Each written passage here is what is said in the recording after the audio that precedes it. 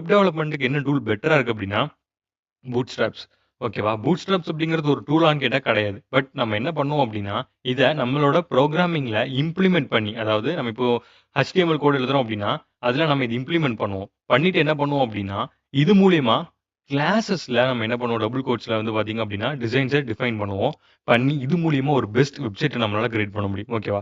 ரியலா நம்ம பண்ணோம் அப்படின்னா, எவ்வளோ டைம் எடுத்துக்கும்? ஆல்மோஸ்ட் பார்த்தீங்க அப்படின்னா, ஒரு 10 மினிட்ஸ் எடுத்துக்குதுன்னு வச்சுப்போமே, ஒரு ஹோம் பேஜ் டெவலப் பண்றதுக்கு. இப்ப நான் வந்து இது மூலியமா என்ன பண்ண முடியும் அப்படின்னா, ஒரு 4 மினிட்ஸ்ல என்னால ஒரு ஹோம் பேஜ டெவலப் பண்ண முடியும். ஓகேவா?